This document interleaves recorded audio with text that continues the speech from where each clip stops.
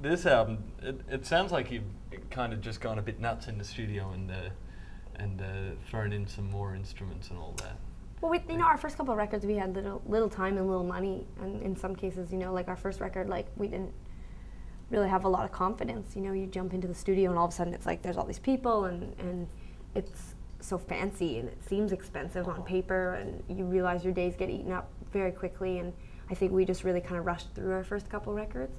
And then when we made If It Was You, we hired John Collins and David Carswell, and John Collins played with the New Pornographers, which we were huge fans of, and they'd produced a lot of really interesting records, and they had a lot of, they were very competent on various instruments, but instead of jumping in and being like, oh, I'll do it, they would really challenge us to stick with it and try something out. And we play piano and keyboard and stuff, but we would give up, and they would just like no, keep going, and it sounds great. And I think that record was really this important moment where we really started to grow as musicians for the first time, and not just songwriters, but as musicians and as people. And so when we went in to do So Jealous, it was like, I want to get this person to do this, and let's put 35 more tracks on this song. We can keep adding to it. It can be bigger. And you could have done a double album. We really could have. We had a lot.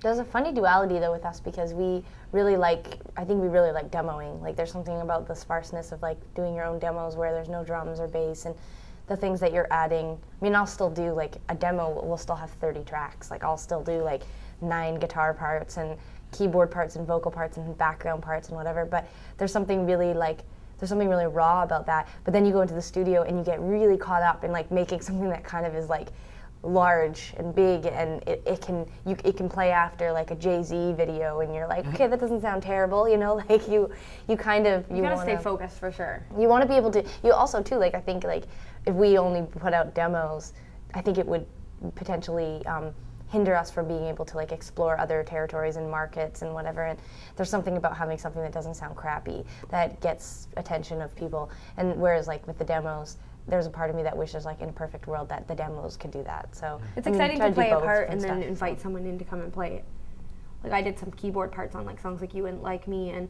Take Me Anywhere, and then we called Matt Sharp, who played in the Rentals and played in Weezer, and called him and asked him to come up and play, and he took ideas that we had and turned them into real parts. And that's kind of exciting too, to see your evolution even over a short period of time. Sometimes it takes a lifetime to see change in yourself, and it's really nice as musicians to go from the demoing process. Tegan's had a few lifetimes to see the change in herself. Well, you'll hear people talk. Each of a bazillion years long.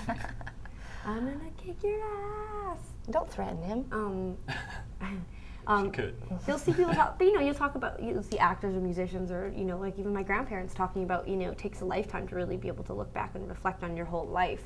And for us, writing a record is kind of like living a lifetime. You have a sort of story, a history that you demo, and then you go to the studio and re-record.